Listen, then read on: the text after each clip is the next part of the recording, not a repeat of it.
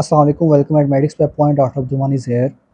जैसा कि नोटिफिकेशन आप लोगों ने देखा होगा और काफ़ी ज़्यादा इस चीज़ ने कन्फ्यूजन पैदा की हुई है कि आईबीसीसी से डॉक्यूमेंट्स कैसे वेरीफाई करवाने हैं। पहले तो ये सिस्टम नहीं होता था, लेकिन अगर आप अप्लाई करना चाहते हैं नम्स के लिए, चाहे वो गवर्नमेंट हो या प्राइवेट हो, और इसी तरह आप अगर एमटी कैट की बेस पर एमबीबीएस या बीडीएस में एडमिशन लेना चाहते हैं, चाहे वो गवर्नमेंट हो या प्राइवेट, तो उसके लिए आईबीसीसी ने डॉक्यूमेंट्स आपके जो मैट्रिक और एफएससी के हैं, यानी कि जो रिज़ल्ट कार्ड है, वो वेरीफाई करवाना लाजमी करार दे दिया है।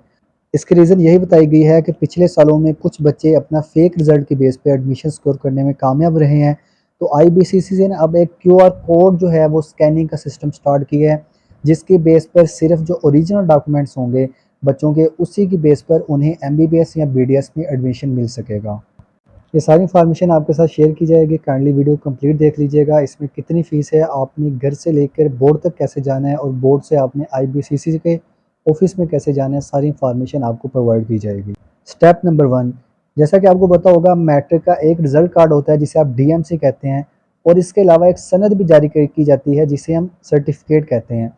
तो अगर आपका वो सर्टिफिकेट भी आ चुका है, यानी सनद भी आ चुकी है और रिज़ल्ट कार्ड भी है, तो ये दोनों चीज़ें, और इसके साथ आपने एफएससी का जो रिज़ल्ट कार्ड है जो बोर्ड की तरफ से इशू हुआ हुआ आपको, तो ये चीज़ें आपने रेडी करके रखनी है। अब एक्चुअली हर बोर्ड का डिफरेंट सिस्टम होता है। मैं आपको 22 मुल्तान का बता देता हूँ कि आपने क्या करना है। आपने अपने बोर्ड की वेबसाइट के ऊपर जाना है। अगर आपसे खुद हो सके ठीक है, नहीं तो आप किसी भी कंप्यूटर शॉप पे जा सकते हैं। आप उन्हें जाके कहेंगे तो वो आपको ये फ़ार्म निकाल देंगे।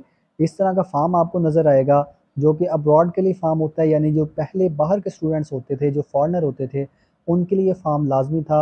लेकिन अब जो पाकिस्तानी स्टूडेंट्स हैं, उनके लिए भी इसे लाज़मी करार दे दिया गया है। तो आपने यहाँ पर अपना रोल नंबर और जो रजिस्ट्रेशन नंबर है वो यहाँ पे पुट करेंगे। आपने इस तरह के फॉर्म्स जो हैं वो डाउनलोड कर लेने हैं। अभी मैं यहाँ पे आपको शो नहीं करवा सकता, लेकिन आप जब किसी भी कंप्यूटर शॉप पे जाएंगे तो आपको निकाल के दे देंगे। अगर आप अपने सिटी से नहीं निकलवा सकते तो आपका जो बोर्ड है, क्योंकि आपको वहाँ तो जाना लाजमी पड़ेगा, आप वहाँ पे जाएँ। वहाँ पे बाहर कंप्यूटर शॉप्स वाले बैठे होते हैं, आप उनको जाके कहेंगे, तो उनका रोज़ का काम होता है वो आपको फॉर्म निकाल कर दे देंगे। स्टेप नंबर 2, जो आपका रिज़ल्ट कार्ड है, आपने ऐसा करना है कि मैट्रिक और जो एफएससी है, इसकी 3 दिन कापीज़ करवा लेनी है। इन कापीज़ को आपने इस फॉर्म के साथ अटैच करना है जो कि आपने कंप्यूटर शॉप से निकलवाया है, और आपने अपनी 6 पासपोर्ट साइज़ पिक्चर्स जो हैं वो भी इसके साथ अटैच कर लेने हैं। जो चालान था वो आपको ऑलरेडी मिल चुका होगा, वो कंप्यूटर शॉप वाला आपको प्रोवाइड कर देगा, क्योंकि जब आप फॉर्म प्रिंट करवाते हैं तो उसके साथ ही वो चालान भी मिलता है। वो आपने चालान एचबीएल बैंक में पे कर देना है, और उसकी फ़ीस जो 22 मुल्तान की है, मैं वो आपको बता रहा हूँ, बाकी में भी हर बोर्ड की थोड़ी डिफरेंट हो सकती है। तो उसमें ये होगा कि आपकी 4000 रुपये फ़ीस होगी एक डिग्री को वेरीफाई करवाने की, यानी कि मैट्रिक का 4000 होगा और इसी तरह एफएससी का 4000 आपसे लिया जाएगा। टोटल ये आपका 8000 बन जाएगा। मज़ीद आप अपने बोर्ड से पता कीजिएगा कि आपकी क्या फ़ीस बनती है।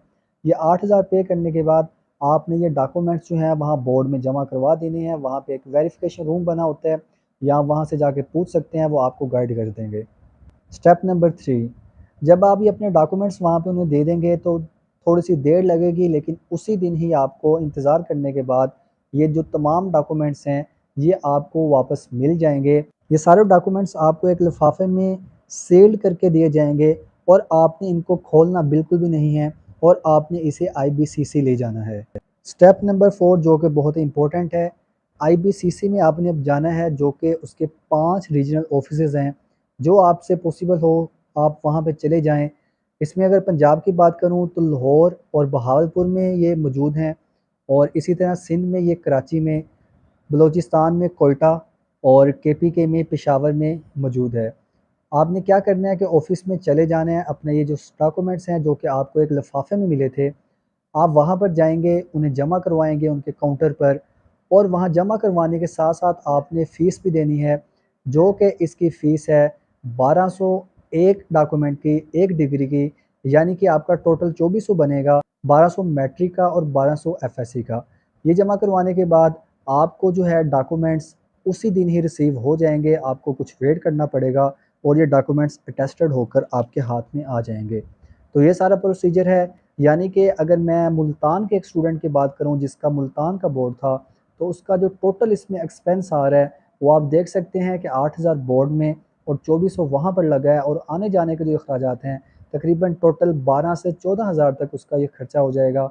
और बाकी जो बोर्ड के स्टूडेंट्स हैं वो अपनी इंफॉर्मेशन बोर्ड से ले सकते हैं।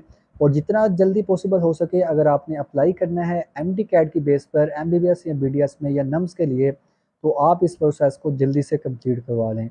अगर आपको कोई भी बात समझ नहीं लगी तो आप कमेंट्स में पूछ सकते हैं। दुआओं में याद रखिएगा। फ़ी अमानिल्लाह।